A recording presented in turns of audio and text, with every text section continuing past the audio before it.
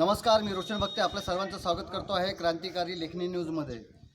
गेल्या 20 ते 22 दिवसापासून पारडसिंगा शिवारात पावसाने दांडी मारलेली आहे। यामुळे शेतकरी हतबल झालेला, चिंतित आहे आणि जे पीक त्यांनी जे पेरणी केली आहे ते उगवणार की नाही उगवणार या चिंतेतसुद्धा शेतकरी आहे। या चिंतेबाबत पारडसिंगा येथील महिलांनी, ज्या शेतकरी महिला आहे, यांनी धोंडीच्या स्वरूपात माता मायला पाणी अर्पण करण्याची जी प्राचीन परंपरा आहे आपली, ती रुजवत या पारडसिंगा येथील हे भवानी माता देवस्थान आहे, इथे साकडं घातलं आहे। सोबतच पारडसिंगातील हनुमान मंदिर आहे, मातामाय मंदिर आहे। यांच्या अंगावर पाणी टाकत पाण्याला लवकरात लवकर येण्याची शाश्वतीसाठी ही दौंडी काल काढलेली होती। यामध्ये अतिशय पारंपरिक पद्धतीने या शेतकरी महिला सहभागी झाल्या। त्यांनी या भवानी मातेला पाणी चढवलं। या गावातील हनुमान मंदिर आहे, तेथेसुद्धा त्यांनी पाणी अर्पण केलेलं आहे। मातामायचं मंदिर आहे, तिथेसुद्धा पाणी अर्पण केलेलं आहे। आणि सोबतच विविध गाण्यांचा जे पारंपरिक गाणे आहे मातामायचे, त्या माध्यमातून पाण्यांना निमंत्रण दिलं आहे की त्या वरुण राजा तुम्ही कृपया यावं आणि शेतकऱ्यांच्या या ज्या काही चिंता आहे त्या दूर कराव्या, अशी विनवणी, असे साकडेसुद्धा मातामाईला या महिलांनी केलेले आहे।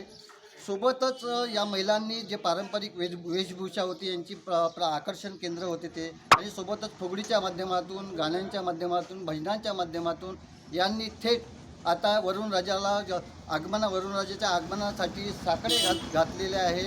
आणि या साकड्यामुळे आता वरुण राजा नक्कीच पावेल, अशी ग्वाही या प्रसंगी त्या शेतकरी महिला देत होत्या।